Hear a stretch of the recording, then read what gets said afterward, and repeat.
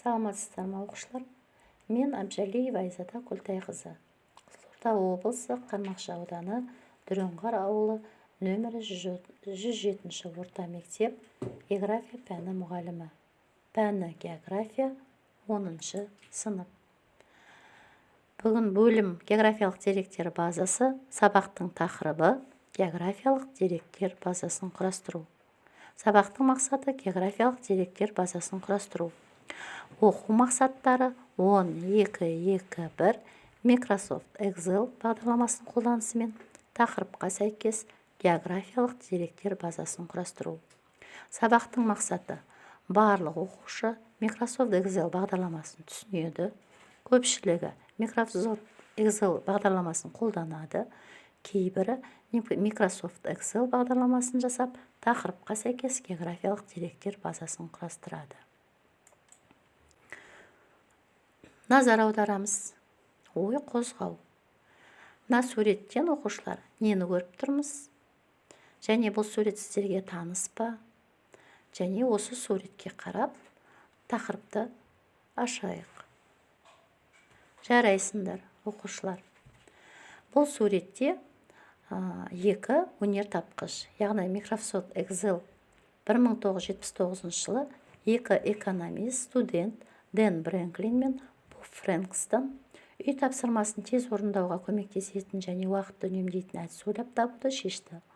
Олар тарихта бірінші рет электронды кесте бағдарламасын жазып, VisiCal көрсеткіш калькулятор деп атады. Сондықтан барлық электрондық кестелер бағдарламасы, оның ішінде Excel программасы Дэн мен Бобтың арқасында жүзеге асты. Бұл EVM және Macintosh компьютерлерінде жұмыс істейтін ең озық үлгілерді ала отырып, бүгінгі заман талабына сай жасалған электрондық кесте құрастыратын қолданбалы программа болды. Excel-дің соңғы нұсқаларында график тұрғызу пайда болды. Сол себептен бұл программа электрондық кесте деп аталды. Сабағымыздың демек тақырыбы географиялық деректер базасын құрастыру екен. Жарайсыңдар. Енді оқушылар, бірінші топтық жұмыс, бірінші тапсырма, яғни термин сөздермен жұмыс. Бірінші топ геоақпараттық картографиялау, электрондық карталар. Екінші топ үш өлшемді компьютерлік модельдер, анимациялық кескіндер. Үшінші топ виртуалды картографиялау және GLONASS, GPS термин сөздерін анықтап, оларды дәптерге жазасыздар. Бұнда критерий термин сөздермен жұмыс жасау және дескриптор әр топқа берілген. Өздеріңізді дескриптор арқылы бағалаңыздар. Жарайсыздар. Келесі жұмыс, жұптық жұмыс.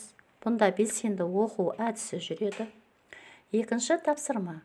Төменде Қазақстандағы халықтың табиғи қозғалысы кестесі берілген. Кестедегі мәліметтерді пайдаланып, Microsoft Excel бағдарламасын қолданып есептеңдер. Бұл жерде Қазақстанның қалалары және оның облыстары берілген. Және онда табиғи өсім, туған адамдар саны және қайтыс болған адамдар саны берілген. Енді критерий Microsoft Excel бағдарламасын қолдануларыңыз керек. Яғни, ол үшін ресурс берілген.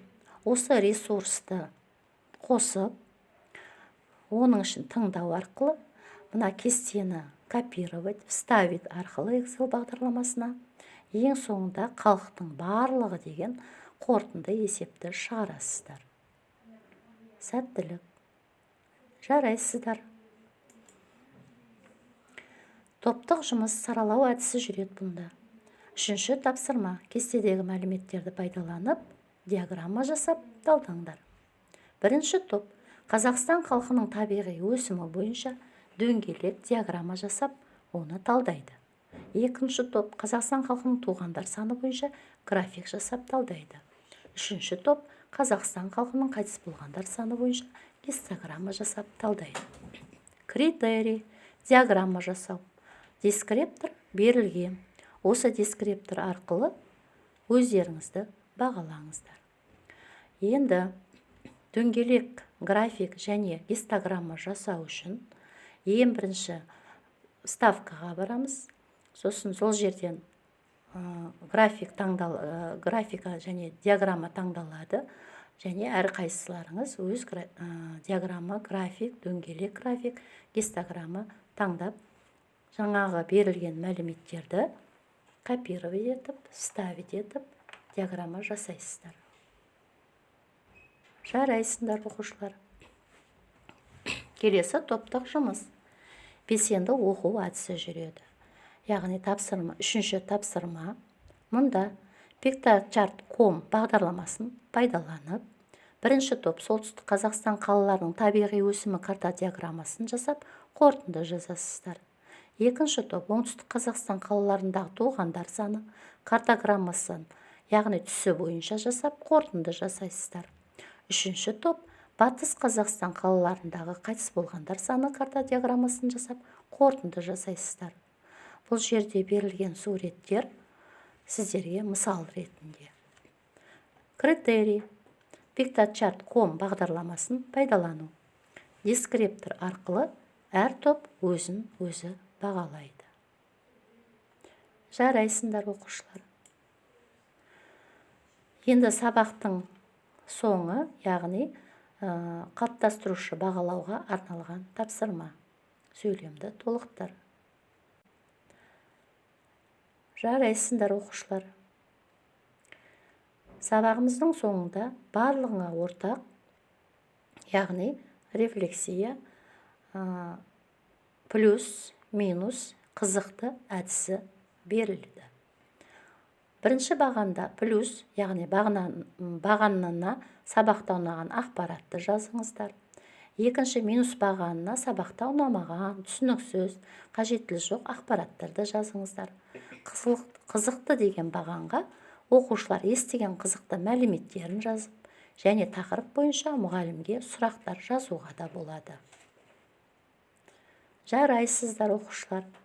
Енді үйге тапсырма, географиялық деректер базасын құрастыру, тақырыбын оқу және жаңа ұғымдарды қайталау. Назарларыңызға рахмет.